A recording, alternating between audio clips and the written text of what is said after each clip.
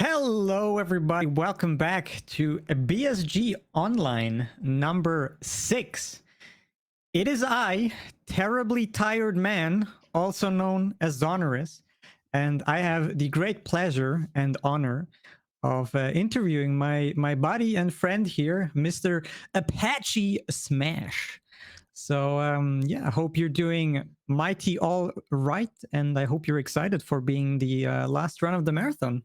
Yeah, it's a big honor to close BSG. I've never submitted to BSG before, so it's cool to be a You part of it. didn't? Oh, Cool to damn. close it. Yeah, first time. I didn't know that. That's cool.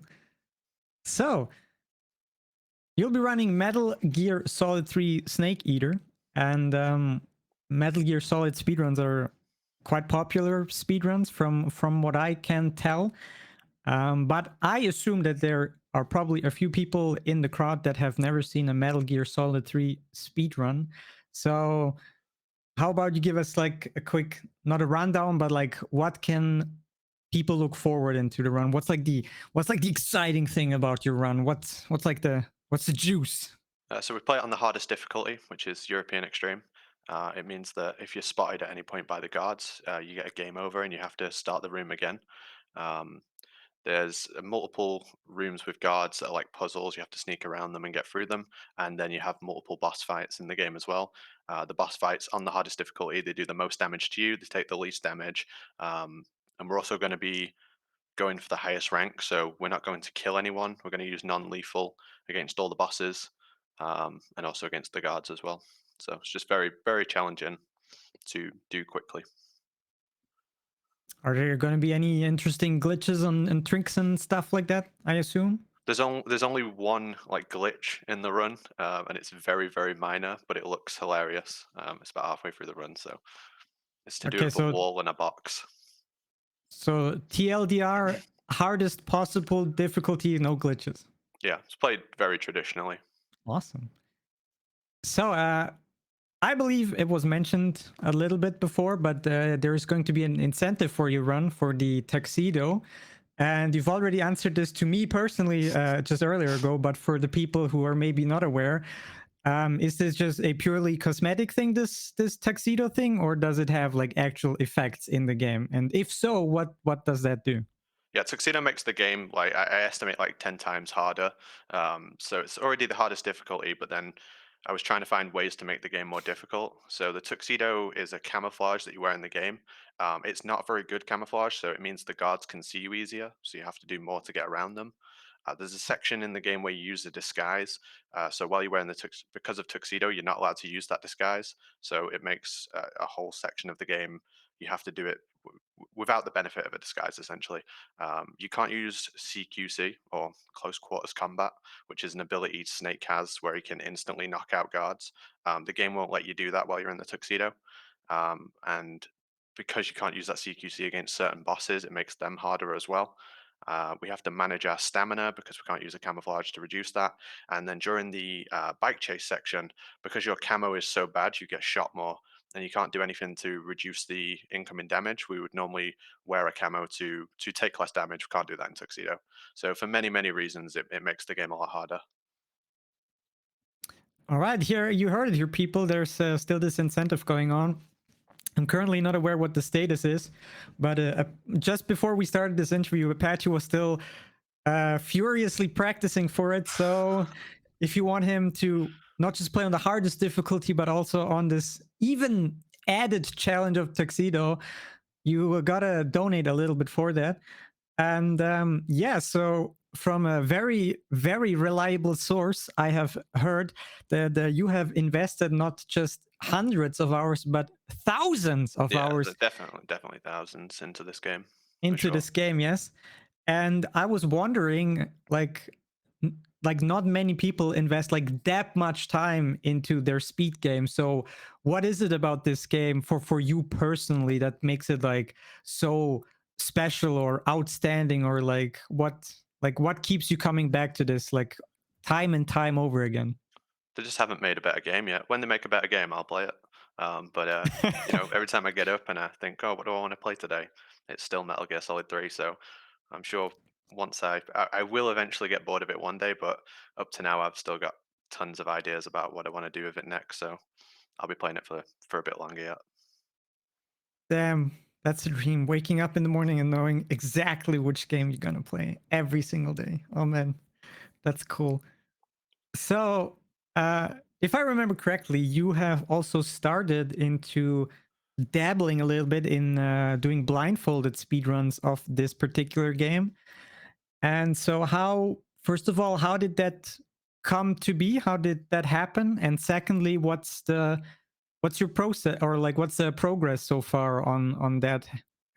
So I Yeah. watched a speedrunner called Bubsier. He was on a podcast called Overboost, and I'd seen his blindfold speedruns of like Break the Target, Smash Bros, and things like that. But he was talking on his podcast, and he said, "Oh, I was beginning to route Metal Gear Solid 3, and my ears perked up, and I was like, what? Metal Gear Solid 3 blindfolded?"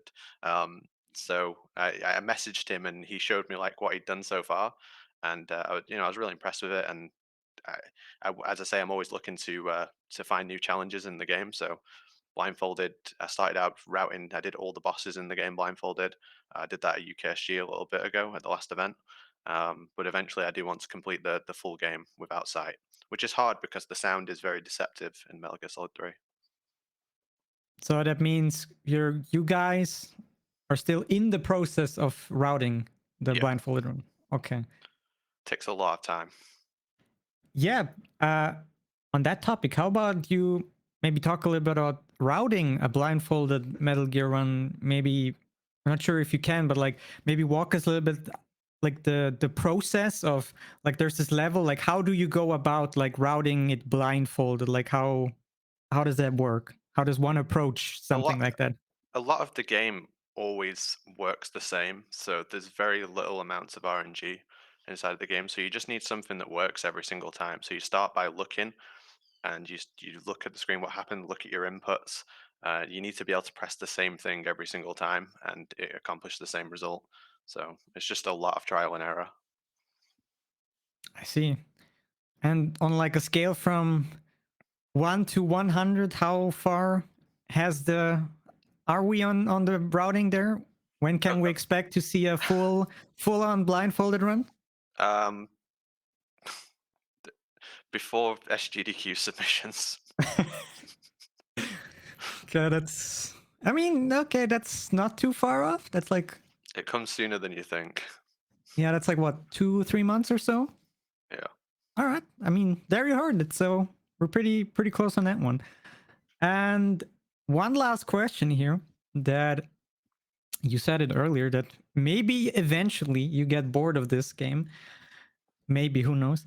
So have you maybe thought about jumping into eventually other Metal Gear games that might pique your interest in terms of speedrunning? And if so, which games in particular would that be? I'd like to run 1, 2, and 3 on the highest difficulty. I'd like to be able to do them back to back, in as like one run on the hardest difficulty. And I also like the Game Boy Color game Metal Gear Ghost Babel. So I would definitely run that as well. And maybe the new San Andreas remake if it's good. I'm just kidding. It looks terrible.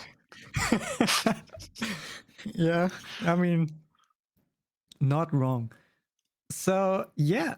So you're looking to do potentially one of these like trifecta runs where you do all them back to back in like a single timer kind of thing? Yeah, I do that on the lowest difficulty already, but it'd be cool to do it on the highest difficulty and get Ah. the highest rank on all three, like back to back. And all of them in Tuxedo? You know, yeah, but the tuxedo is on there's tuxedo in one, but it doesn't change the game that much. Okay, And we get sunglasses and wigs in two rather than a tuxedo. I see. I mean, one can dream. Okay, so maybe before you run is Nick RPG green with a one little thing before that, and that's the next thing coming up. And before we leave you to that, do you have anything final to say? Some shout outs you like to make, or let the Yeah, viewers know something particular that like weighs on your heart that needs to be spoken out or something like that? Yeah, if you want to learn any of the Metal Gear games, we have a community called Metal Gear Speedrunners. If you go to metalgearspeedrunners.com, you can join the Discord or find us on Twitter as well. Yeah, great community. We run all the games, so it's really easy to learn. Lots of tutorials and stuff. Fantastic. There you heard it, folks. If you're interested, go check out what Mr. Apache just said. And like I just said a little bit ago, we'll be jumping into the quick intermission. And when we're back, we get the double action of Metal Gear Solid, I believe, or just Metal Yeah, Gear, and then Metal Gear Solid 3. And yeah, so don't go anywhere. We'll be right back with some awesome Metal Gear action. So stay tuned, everybody.